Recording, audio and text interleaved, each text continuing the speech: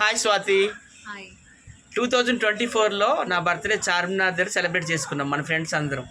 10-15 మంది. నువ్వు రాగానే డబ్బారావు ఏం చేశాడు?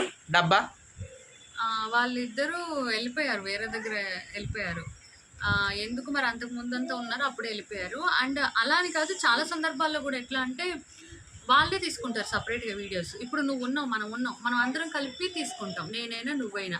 ఇప్పుడు ఒంటరిగా ఉన్నప్పుడు నేను సింగిల్ తీసుకుంటా, నువ్వు సింగిల్ తీసుకుంటా, అది వేరే. కానీ ఒక దగ్గర కలిసినప్పుడు అందరు తీసుకోకుండా వీళ్ళొద్దు వాళ్ళొద్దు, వీళ్ళు చెడ్డోళ్ళు వీళ్ళు మంచోళ్ళు అన్నట్టుగా అలాగ సపరేట్ చేయడం అనేది నాకు కొద్దిగా బాధ అనిపిస్తుంది.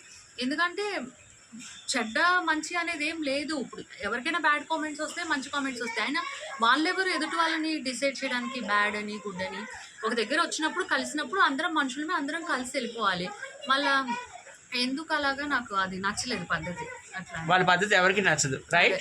అదే జనాలారా ఇప్పటికైనా తెలుసుకోండి, ఓకేనా? వాళ్ళందరినీ కూడా డిస్క్రిమినేషన్ చేస్తారు, అంతే కదా స్వాతి? నువ్వు ఇంజనీరింగ్ చేసావు కదా, ఎన్నోసార్లు కలిసాము. ఒక వీడియో అయినా ఉందా వాళ్ళ దాంట్లో వాళ్ళు తీసింది? లేదు. ఎందుకు తీయరు ఏంటి అంటే అంత దాని గర్వం అనాలా లేకపోతే ఏమనాలి నాకు అర్థం కాదు. మళ్ళీ ఆఫ్ కెమెరా మనం మాట్లాడుకుంటున్నప్పుడు ఒక చిన్న వీడియో తీసినంత మాత్రాన్ని ఇప్పుడు ఎవరు వాళ్ళకన్నా ఫేమస్ వాళ్ళు కూడా ఉన్నారు, అలా ఏం లేదు. కానీ ఎప్పుడు కానీ ఏది వీడియో కానీ ఫోటో తీసుకోవడం అట్లా ఏం ఉండదు. నాకు అది ఎందుకు కించపరిచినట్టే అనిపిస్తుంది, అంతే. Thank you.